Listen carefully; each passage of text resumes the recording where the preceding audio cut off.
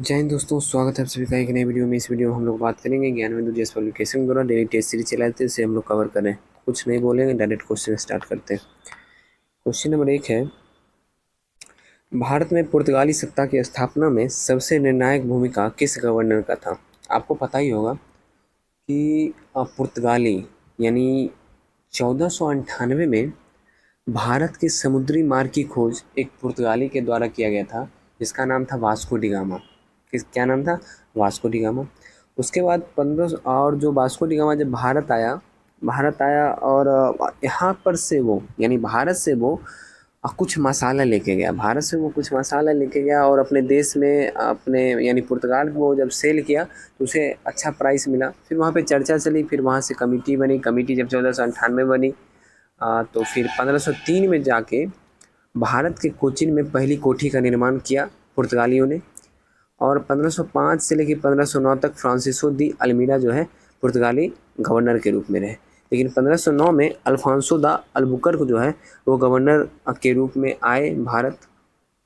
और पुर्तगाली सत्ता का जो विस्तार होता है वो अल्फांसो दी अल्बुकर्क के द्वारा ही किया गया। गोवा को राजधानी अल्फांसो दा अल्बुकर्क ही बनाया। उसके बाद और बोलते हैं ब्लू वाटर पॉलिसी, जिसके तहत जो है पुर्तगाली का पूरा समुद्र पे कब्जा हो गया था। ये भी अल्फांसो दा अल्बुकर्क के तहत ही करवाया गया था। तो कहा जाता है कि जितना भी मतलब कहने का अर्थ ये है कि पुर्तगाली सत्ता का वास्तविक संस्थापक जो है अल्फांसो दा अल्बुकर्क को ही माना गया है और कहा जाता है। तो इसका आंसर हो जाएगा, तो सबसे निर्णायक भूमिका किस गवर्नर का था? तो अल्फांसो दा अल्बुकर्क का था। ठीक है। किस मुगल सम्राट के काल में इंग्लिश ईस्ट इंडिया कंपनी ने भारत में सर्वप्रथम कारखाना स्थापित किया? देखिए इसमें क्या है कि सर्वप्रथम जो कारखाना स्थापित करवाया गया था, ये स्थापित करवाया गया था सूरत में। कहाँ? सूरत में। और कब? 1608 में। ठीक है। अब आप आंसर खुद ही निकाल लीजिएगा, बाकी मैं बता देता हूँ। अकबर का कार्यकाल कब से कब तक था? अकबर का कार्यकाल था 1556 से 1605। कब से कब तक? 1556 से 1605। जहांगीर का था 1605 से 1627। शाहजहाँ का था 1628 से 1657 और औरंगजेब का था 1658 से 1707। तो इस अनुसार इसका आंसर हो जाएगा जहांगीर, क्योंकि सूरत में जो प्रथम फैक्ट्री की स्थापना 1608 में की गई थी और उस दौरान कार्यकाल चल रहा था जहांगीर का 1605 से 1627 तक। नेक्स्ट, निम्न कथनों पर विचार कीजिए। ब्रिटेन द्वारा तुर्की का विभाजन कर खलीफा पद हटा दिया गया, जिसके विरोध में भारतीय मुसलमान ब्रिटिश सरकार के विरुद्ध खिलाफत आंदोलन प्रारंभ कर दिए। सही है। नवंबर 1919 में खिलाफत का अखिल भारतीय सम्मेलन दिल्ली में आयोजित हुआ और अली बंधु को अखिल भारतीय खिलाफत कमेटी का अध्यक्ष चुना गया। नहीं, महात्मा गांधी को इसका अध्यक्ष चुना गया था। किनको? महात्मा गांधी को। ठीक है, तो ये गलत हो गया। तुर्की के मुस्तफ़ा कमाल पाशा के नेतृत्व में विद्रोह होने के बाद तुर्की के धर्मनिरपेक्ष राज्य की स्थापना हुई तथा 1924 में खलीफा पद पुनर्रूपेण समाप्त हो गया। ये सही है। तो 1 और 3 इसका आंसर हो जाएगा। साइमन कमीशन का विरोध कर रहे किस वरिष्ठ नेता को लखनऊ में पुलिस ने बुरी तरह पीटा था? और मुझे विश्वास है कि इस क्वेश्चन का आंसर 90% स्टूडेंट जो है वो लाला लाजपत राय लगाए होंगे। और मैं आपको बता देता हूँ कि आप लोग 90% स्टूडेंट जो है लाला लाजपत राय आंसर लगाए हैं और इसका 100% गलत आंसर है, ये भी जान लीजिए, क्योंकि लाला लाजपत राय इसका आंसर होगा नहीं। थोड़ा सा ट्रिकी क्वेश्चन है, क्वेश्चन को फिर से पढ़िए। ठीक है। साइमन कमीशन का विरोध कर रहे किस वरिष्ठ नेता को लखनऊ दिया है? यहाँ पे इस चीज़ को ध्यान देना होगा। लखनऊ में पुलिस ने बुरी तरह पीटा था। देखिए हुआ क्या था, साइमन कमीशन में 7 सदस्य थे और 7 के 7 सदस्य जो थे वो अंग्रेज ही थे। एक भी भारतीय सदस्य उसमें शामिल नहीं थे, इसलिए व्हाइट कमीशन भी इसे कहा जाता है। और ये जो है भारत आया था 3 फरवरी 1928 को। कब आया था? 3 फरवरी 1928 को आया था भारत। और इसका विरोध पूरे भारत में हुआ। इसका विरोध कहाँ हुआ? पूरे भारत में हुआ। और ये आया कहाँ था? मुंबई में आया था। कहाँ? मुंबई में आया था भारत में।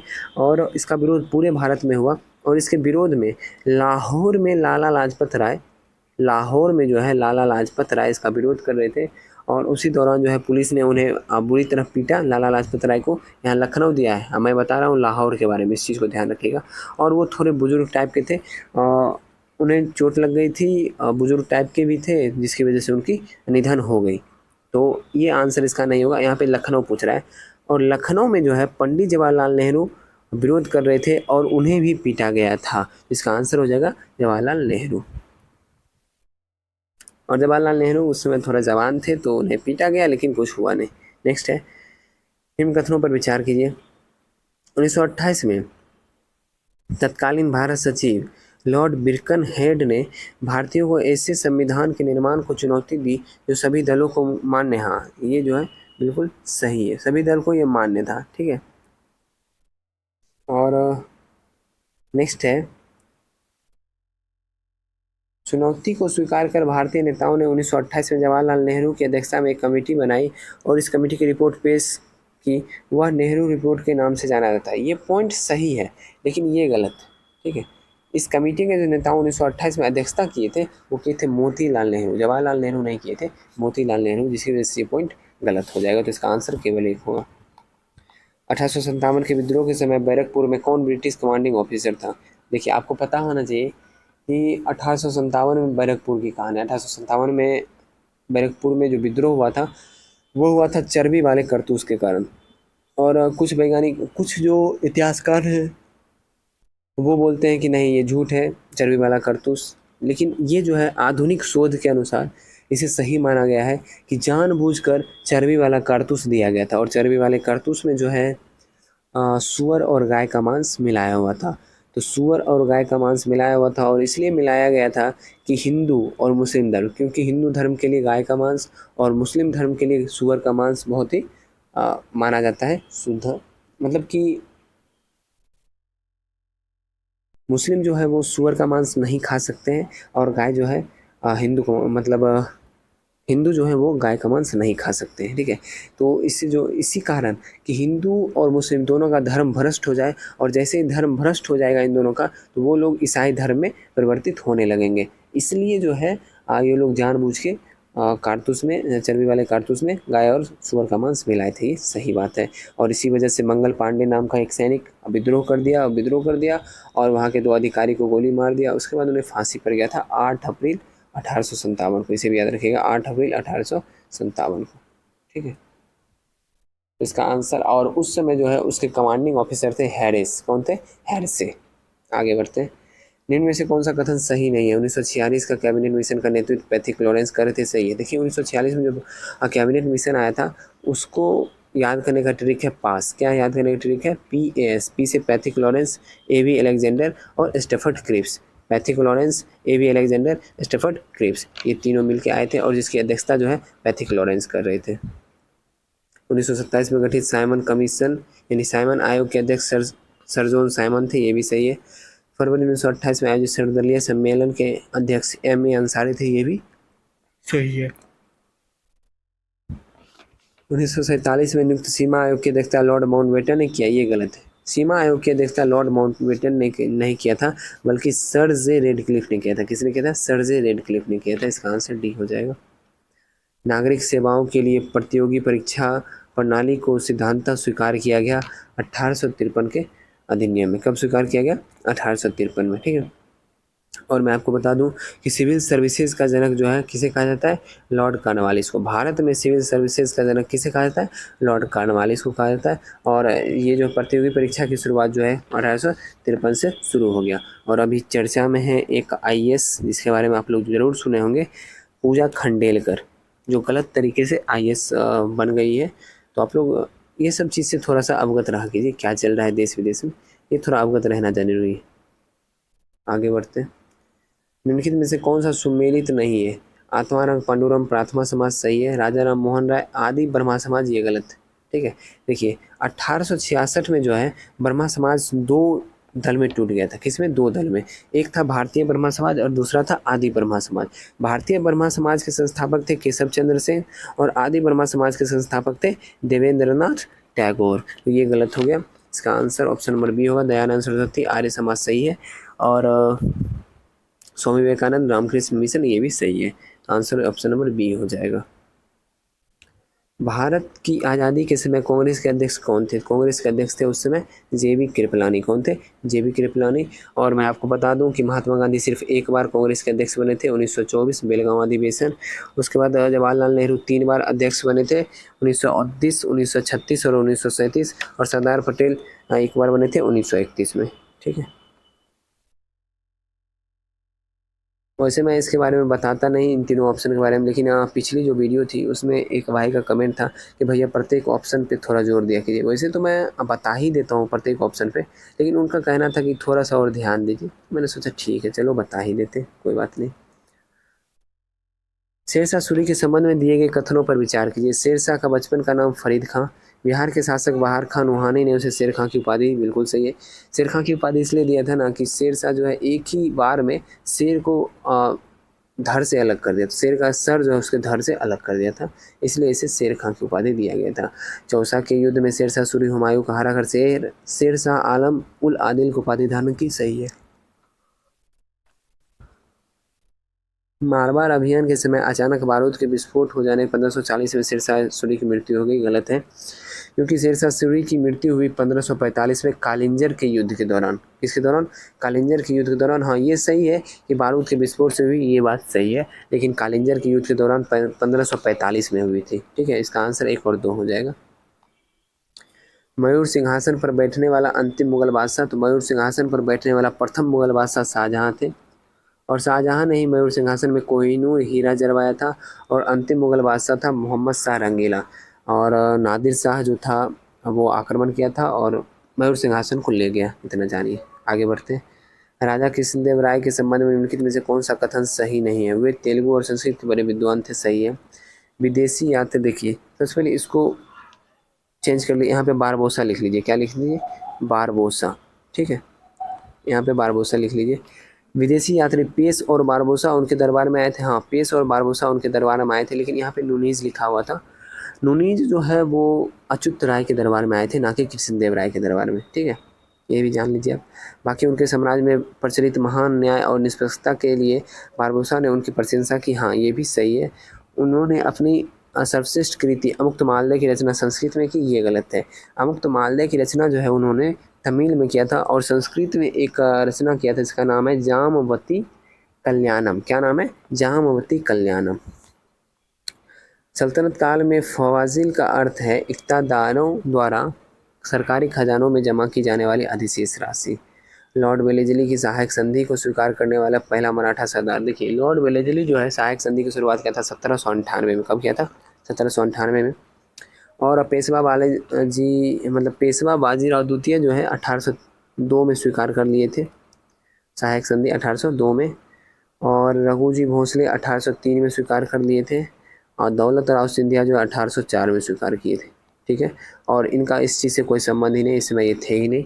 तो बाकी जो भाई बोले थे कि थोड़ा ऑप्शन पर ध्यान दीजिए, उनके लिए ही खास करके बता रहा हूँ। बाकी वैसे तो सिर्फ मैं आंसर बता देता इसका। चलिए आगे बढ़ते। इनमें से कौन सा विकल्प सही सुमेलित नहीं है? बृहद स्नानागार मोहनजोदड़ो सही है। सिंध का नकलिस्तान कालीबंगा, ये गलत है। ऑप्शन नंबर बी हो जाएगा, क्योंकि सिंध का नकलिस्तान किसे कहा जाता है? एक सेकेंड, हाँ चलिए। सिंध का नकलिस्तान जो कहा जाता है मोहनजोदड़ो, नहीं मोहनजोदड़ो, हाँ ठीक है मोहनजोदड़ो को ही, हाँ सही है, सही मोहनजोदड़ो को ही सिंध का नकलिस्तान कहा जाता है। ठीक है, पतन नगर लोथल हो जाएगा। आंसर इसका ऑप्शन नंबर बी है, याद रखिएगा क्योंकि वही गलत है। और तांबे का रथ दैमाबाद से मिला था। दैमाबाद किस राज्य में है? कमेंट में बताइएगा। निम्नलिखित में से किसका संकलन ऋग्वेद पर आधारित है? तो ऋग्वेद पर आधारित है सामवेद। और सामवेद में कुल कितने मंत्र हैं? 1875 मंत्र हैं, जिसमें सिर्फ 99 मंत्र जो हैं वो सामवेद के, बाकी ऋग्वेद से प्रेरित हैं। सिकंदर ने भारत पर 326 ईसा पूर्व में आक्रमण किया था। बिल्कुल सही है। सिकंदर की मृत्यु 323 ईसा पूर्व में हुआ। हाँ, ये भी सही है। 323 ईसा पूर्व में सिकंदर की मृत्यु एक मच्छर के काट लेने से बेबीलोन में हो गया था। तो 1 और 2 दोनों सही है। जैन धर्म श्वेतांबर एवं दिगंबर संप्रदाय में कब विभाजित हुआ? चंद्रगुप्त मौर्य के समय में विभाजित हो गया था जैन धर्म। और कनिष्क की बात की जाए तो कनिष्क के समय में बौद्ध धर्म का चतुर्थ बौद्ध सम्मेलन हुआ था। कहाँ पे? कश्मीर के कुंडलवन में। अशोक के समय में अशोका महाविहार में, यानी पाटलिपुत्रा में हुआ था इसका तृतीय बौद्ध संगति। ठीक है, तो हो गया क्लियर। ऑप्शन के बारे में, इनमें से कोई नहीं, क्या कोई मतलब ही नहीं है। ऑप्शन नंबर सी आंसर हो जाएगा। संगम युग के उदययुग किस लिए विख्यात था? संगम युग का जो उदययुग है ये विख्यात था व्यापार के लिए। किसके व्यापार के लिए? कपास के व्यापार के लिए। किसके व्यापार के लिए? कपास के व्यापार के लिए। और उदययुग की चर्चा आ गई तो मैं एक पॉइंट और बता देता हूँ। चोल वंश का जो है ना राजधानी उदययुग हुआ करता था।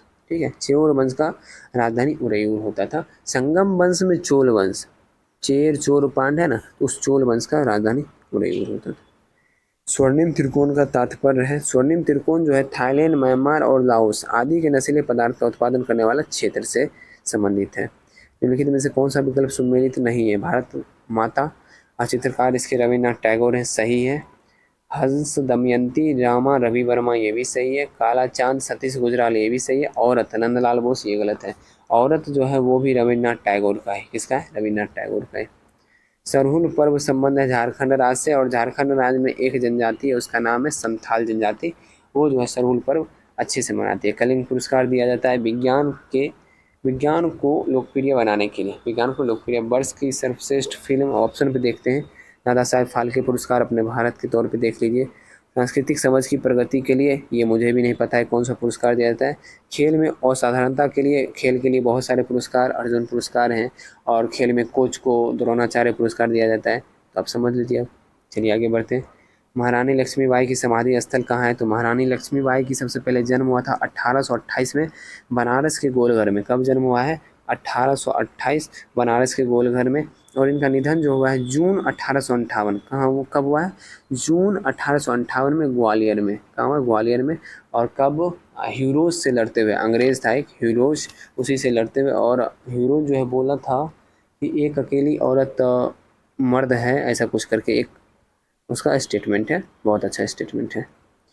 निम्न में से भारतीय संविधान के किस अनुच्छेद में कहा गया कि जब लोकसभा के अध्यक्ष और उपाध्यक्ष को हटाए जाने की प्रक्रिया विचाराधीन हो तो वह सदन का कार्यविधि में शामिल नहीं होगा? अनुच्छेद 96 में वर्णित है। यह कौन तय करता है कि संसद में रखा जाने वाला कोई विधेयक विशेष धन विधेयक है या नहीं? तो ये तय करता है अध्यक्ष लोकसभा का। कौन तय करता है? लोकसभा का अध्यक्ष।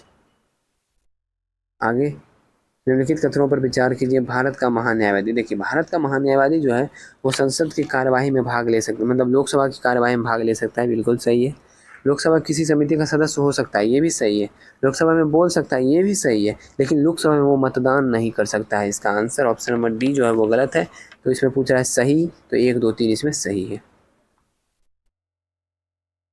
निम्नलिखित कथनों पर विचार कीजिए। भारत के संविधान में 44वें संविधान संशोधन द्वारा लाए गए एक अनुच्छेद में प्रधानमंत्री का निर्वाचन को न्यायिक पुनरावलोकन के परे कर दिया गया। देखिए मैं मानता हूँ कि आपको 44वें संविधान संशोधन के बारे में कुछ मतलब इससे संबंधित नहीं पता है, फिर भी आप इसका आंसर समझ सकते हैं अगर आप थोड़ा सा दिमाग लगाते हैं। तो एग्जाम में भी इस चीज़ की ज़रूरत होती है, थोड़ा सा दिमाग लगाने। अगर आप आंसर नहीं पता है फिर भी क्वेश्चन को पढ़िए, समझने का कोशिश कीजिए कह क्या रहा है। यहाँ पे एक चीज़ आप गौर कर सकते हैं, प्रधानमंत्री के निर्वाचन, इस पॉइंट को देख रहे हैं? अगर इस पॉइंट को देखते हैं उसी समय आप इसको गलत कर दीजिएगा।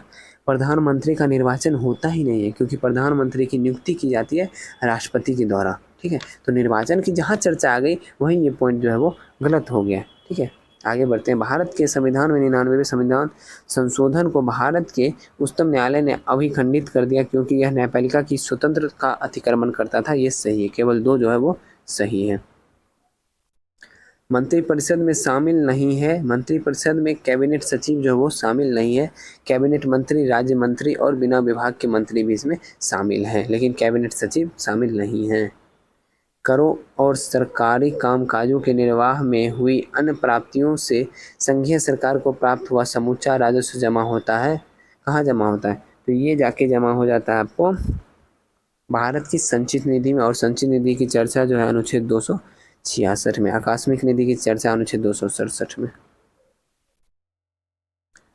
भारत के प्रधानमंत्री की नियुक्ति के समय जरूरी नहीं है कि वह संसद के दोनों सदन में से एक का आवश्यक रूप से सदस्य हो, परंतु उसे 6 माह के अंदर आवश्यक रूप से दोनों में से एक सदन का सदस्य हो जाना चाहिए। यही सही है, बाकी तीनों गलत है। ठीक है, आपका मन है तो पढ़ लीजिए, फिर भी मैं पढ़ के सुना देता हूँ। जरूरी नहीं कि वह संसद के दोनों सदनों में से एक आवश्यक रूप से सदस्य हो, परंतु 6 माह के अंदर लोकसभा बोल रहा है। नहीं, इसके कारण फिक्स नहीं है कि लोकसभा का सदस्य हो। लोकसभा या राज्यसभा किसी का भी वो सदस्य हो जाएगा, तो काम चल जाएगा। संसद के दोनों सदनों में से एक आवश्यक रूप से सदस्य होना चाहिए, नहीं भी रहेगा फिर भी वो प्रधानमंत्री बन सकता है, लेकिन 6 महीने के अंदर किसी एक सदन में सदस्यता ग्रहण करना पड़ेगा। आवश्यक रूप से लोकसभा का सदस्य होना चाहिए, बिल्कुल गलत है, तो तीनों गलत हो गए। आगे बढ़ते हैं।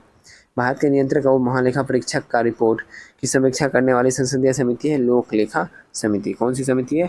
लोक लेखा समिति। और आपको बता दूं, नियंत्रक एवं महालेखा परीक्षक की चर्चा जो है अनुच्छेद 148, ठीक है, अनुच्छेद 148 में। और लोक लेखा समिति में कुल 22 सदस्य होते हैं, 22 में से 15 लोकसभा के और 7 राज्यसभा के। चलिए आगे बढ़ा जाए। निम्नलिखित कथनों पर विचार कीजिए। राष्ट्रपति भारत सरकार का कार्य अधिक सुविधापूर्वक किए जाने के लिए और मंत्रियों को उक्त कार्यों आवंटन के लिए नियम बनाएगी। ये सही है। भारत सरकार की समस्त कार्यपालिका कार्रवाई प्रधानमंत्री के नाम से होती है, बिल्कुल गलत है। समस्त कार्यपालिका कार्रवाई जो है वो राष्ट्रपति के नाम से होती है, ना कि प्रधानमंत्री। तो केवल एक सही हो। लोकसभा और राज्यसभा के बीच गतिरोध के किन स्थिति में संसद की संयुक्त बैठक बुलाई जाती है? तो साधारण विधि निर्माण पारित करने के लिए बुलाई जाती है, धन विधेयक को पारित करने की स्थिति में नहीं, क्योंकि धन विधेयक जो लोकसभा से पारित होकर अगर राज्यसभा में जा रही है, राज्यसभा पारित करे ना पारित करे 14 दिन में उसे पारित समझा जाएगा, ठीक है। और संविधान संशोधन विधेयक को पारित करने की स्थिति में नहीं, इसमें भी जो है संयुक्त अधिवेशन नहीं बुलाया जाता, क्योंकि इसमें दोनों सदन को पारित करना ही पड़ेगा 2/3 बहुमत से, ठीक है। इसका आंसर केवल एक होगा। यदि राष्ट्रपति या राज्यपाल के विरुद्ध दीवानी मुकदमा पद पर रहते हुए चलाया जाता है तो इस बात की सूचना उन्हें कितने दिन पूर्व देना पड़ेगा? 2 माह पूर्व। और मैं आपको बता दूं कि दीवानी मामले का मतलब है कि रुपया पैसा वाला जो मामला होता है वो दीवानी मामला है, और फौजदारी मामले का मतलब है जो लड़ाई झगड़ा वाला मामला होता है उसे फौजदारी मामला कहते हैं। तो फौजदारी मुकदमा जो है पद पे रहते हुए नहीं चलाया जा सकता है राष्ट्रपति या राज्यपाल का, लेकिन दीवानी मुकदमा चलाया जा सकता है, और इसकी सूचना है 2 माह पहले राष्ट्रपति या राज्यपाल को देनी पड़ेगी। अब मन में आ रहा होगा कि दीवानी मामला क्यों चलाया जाता है, दीवानी वाला जो केस है वो क्यों चलाया जाता है? इसलिए चलाया जाता है कि अगर एक पल के लिए सोचते हैं, थोड़ा सा सोचिएगा, दिमाग लगाइएगा इस पॉइंट पे। राज्यपाल के हाथ में राष्ट्रपति के हाथ में आकस्मिक निधि का सारा धन रहता है, तो और उससे कोई पूछेगा भी नहीं कि आप इस धन का उपयोग कहाँ पे किए, ठीक है। तो अगर वो उस धन का उपयोग गलत तरीके से कर लेता है या फिर लेके भाग जाता है या कुछ अलग चीज़ करवा देता है अपने मन से, तो फिर लेके अगर भाग जाता है, मान लीजिए ना कोई अपने अकाउंट में भरवा लेता है, उसके अंदर है आकस्मिक निधि वाला धन जितना भी है, तो वो कुछ भी कर लेगा राष्ट्रपति। तो इस मामले में अगर मुकदमा नहीं चलाया जाए तो फिर कैसे होगा? तो इसलिए दीवानी मामले में मुकदमा चलाया जा सकता है। राष्ट्रपति ने अब तक कितनी बार राष्ट्रीय आपातकाल की घोषणा की है? 3 बार, 1962, 1971 और 1975, ठीक है। 3 बार जो है अभी तक राष्ट्रीय आपातकाल की घोषणा की गई है। तो 1975 में की गई थी 25 जून 1975 को, और हाल ही में एक करेंट अफेयर्स के रूप में आया है कि 25 जून को संविधान हत्या दिवस मनाया जाएगा। लोकसभा अध्यक्ष के पद के विषय में निम्नलिखित कथनों पर विचार कीजिए। ठीक है, वह राष्ट्रपति के प्रसाद प्रयत्न पद धारण करता है, गलत है, क्योंकि इसे जो है राष्ट्रपति नियुक्त नहीं करते हैं, इसे लोकसभा के सदस्य द्वारा चुनाव के द्वारा या फिर उनके मत के द्वारा उसे चुना जाता है, ठीक है। तो इसमें राष्ट्रपति का कोई काम नहीं है। आगे बढ़ते हैं। यह आवश्यक नहीं है कि अपने निर्वाचन के समय वह सदन का सदस्य हो, परंतु उसे अपने निर्वाचन के 6 माह के भीतर सदन का सदस्य हो जाना पड़ेगा। ये भी गलत है। यह आवश्यक नहीं है बोल दिया, यह आवश्यक है, यह जरूरी है कि वह सदन का सदस्य हो, तभी वह लोकसभा का अध्यक्ष बन सकता है, ठीक है। ये प्रधानमंत्री नहीं है कि सदन का सदस्य नहीं रहेगा और वह प्रधानमंत्री बन जाएगा। इसमें ज़रूरी है कि वह सदस्य होना ही चाहिए। और देख लीजिए, यदि वह त्यागपत्र देना चाहता है तो वह अपना त्यागपत्र उपाध्यक्ष को संबोधित करेगा। हाँ, ये सही है, और इसका वर्णन अनुच्छेद 94 में, किसमें? अनुच्छेद 94 में। तो इसका आंसर केवल 3 होगा। राष्ट्रपति का अध्यादेश कितनी अवधि के लिए लागू रहता है? 6 माह के लिए लागू रहता है, लेकिन संसद की जब तक संसद का बैठक नहीं हो रहा है तभी तक 6 माह के लिए, लेकिन संसद की बैठक हो जाएगी तो 6 सप्ताह, कितना? 6 सप्ताह तक ही लागू रहेगा। 6 सप्ताह में उसे पारित कराना पड़ेगा। निम्नलिखित कथनों पर विचार कीजिए। केंद्र में मंत्रिमंडल संसद के प्रति सामूहिक रूप से उत्तरदायी होगा, बिल्कुल गलत है। संसद के प्रति नहीं, लोकसभा के प्रति सामूहिक रूप से उत्तरदायी होता है, ठीक है। संघीय मंत्री भारत के राष्ट्रपति के प्रसाद प्रयत्न धारण करते हैं, तो ये जो है ये सही है। विधि निर्माण हेतु प्रस्ताव के बारे में प्रधानमंत्री राष्ट्रपति को सूचित करेगा, ये भी सही। केवल 2 और 3 सही है इसमें। डुरंड कप, डुरंक लिखा गया, डुरंड होगा। डुरंड कप फुटबॉल से संबंधित है। क्रिकेट से संबंधित कौन कौन सा है, और हॉकी से संबंधित कौन कौन सा है, टेबल टेनिस से संबंधित कौन कौन सा है, ये मुझे कमेंट में बताइएगा। तारे पूर्व से पश्चिम की ओर किस कारण ज़्यादा दिखते हैं? क्योंकि पृथ्वी जो है पश्चिम से पूरब की ओर घूम रही है। निम्नलिखित में से किसका मिलान सही नहीं है? इंडोनेशिया जकार्ता सही है। वैसे इंडोनेशिया की राजधानी वर्तमान में चेंज हो गई है, अब क्या हो गई है ये आप मुझे कमेंट में बताइए। मालदीव का माले सही है। उत्तरी कोरिया का सियोल ये गलत है, ऑप्शन नंबर सी गलत है। वही आंसर होगा जिम्बाब्वे का हरारे। उत्तरी कोरिया का हो जाएगा आपको प्योंगयांग, क्या हो जाएगा? प्योंगयांग। नेक्स्ट है, इन देशों में से कौन सा देश संयुक्त राष्ट्र संघ का अस्थायी सदस्य नहीं है? तो इन देशों में से कौन सा देश जो है संयुक्त राष्ट्र संघ का अस्थायी सदस्य नहीं है? देखिए इसे अस्थायी सदस्य, सबसे पहले संयुक्त राष्ट्र संघ में कुल 15 सदस्य होते हैं, 10 अस्थायी और 5 अस्थायी। तो 5 अस्थायी सदस्य कौन कौन से हैं? ABCFR, ऐसे याद रखिए। ए से अमेरिका, बी से ब्रिटेन, सी से चाइना, एफ से फ्रांस, आर से रसिया। ABCFR। तो जर्मनी जो है इसका आंसर हो जाएगा, जो अस्थायी सदस्य नहीं है। सोचिए 1-2 को मिलान करना है। क्यूरेशियो धारा ये हो जाएगा प्रशांत महासागर की उष्ण धारा। पेरू धारा हो जाएगा प्रशांत महासागर की ठंडी जल धारा। लेब्राडोर हो जाएगा और अटलांटिक महासागर की ठंडी धारा। और फ्लोरिडा हो जाएगा उष्ण धारा। इसका आंसर 3, 4, 2, 1 ऑप्शन नंबर ए हो जाएगा। 3 बीघा कॉरिडोर बांग्लादेश और भारत को जोड़ता है। नेक्स्ट फिर से मिलान करना है। ग्रेनाइट हो जाएगा आग्नेय चट्टान, बॉक्साइट हो जाएगा औलह खनिज, और देखिए स्लेट हो जाएगा कयांत्रित सेल, और लिग्नाइट हो जाएगा अवसादी सेल। देखिए मुझे जैसे याद था वैसे मैंने बता दिया। अब ये नहीं है कि स्लेट आपको पहले ध्यान में नहीं आ रहा है तो स्लेट ही लगेगा, नहीं, जो ध्यान में आ रहा है उसको पहले मिला लीजिए ना। उससे अगर आपको 2 भी पता चल जाता है तो आप ऑप्शन के अनुसार भी आंसर लगा सकते हैं। तो इसका आंसर क्या हो जाएगा बताइए? 2, 4, 3, 1, 2, 4, 3, 1 ऑप्शन नंबर बी। नीचे दिए गए, हाँ फिर से मिलान करना है। उष्ण कटिबंधीय सदाहरित ये जो है शिलोंग में हो जाएगा। मानसून आ जाएगा शिवालिक में। समशीतोष्ण हो जाएगा आपको नीलगिरी में। और मैंग्रोव हो जाएगा पश्चिम बंगाल में। 2, 1, 4, 3। कुल्लू घाटी इनकी पर्वतीय श्रेणी पर्वतमालाओं के बीच स्थित है। ये हो जाएगा आपका निचला हिमालय, और नहीं धौलाधौर और पीर पंजाल। क्या होगा? धौलाधौर और पीर पंजाल के मध्य में कुल्लू घाटी।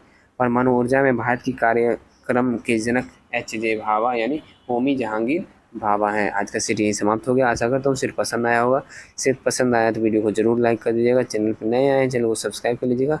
अपने उन दोस्तों को जरूर शेयर कीजिएगा जो खरीद के नहीं पढ़ सकते। मैं आपको बता दूं पेड ग्रुप चलता है जिसमें आपको इसका PDF प्रोवाइड करवाता है। PDF में जो भी वीडियो आप देख रहे हैं उसका PDF यानी 50 क्वेश्चन का PDF, और 50 क्वेश्चन का जो सर के द्वारा डिस्कशन करवाया जाता है। यानी वीडियो में मैं जितना बोला हूँ उसका 80% उस नोट में लिखा हुआ रहेगा, जो नोट मैं आपको PDF के रूप में दूंगा। ठीक है, ये 2 चीज़। और तीसरा जो है 100 क्वेश्चन का अभी जो सीरीज चल रहा है, न्यू सीरीज स्टार्ट हुआ है, वो तीनों PDF आपको मिलेगा। उसका चार्ज है मात्र 11 रुपये। अगर ज्वाइन होना हो तो अभी जल्द से जल्द ज्वाइन हो जाइए।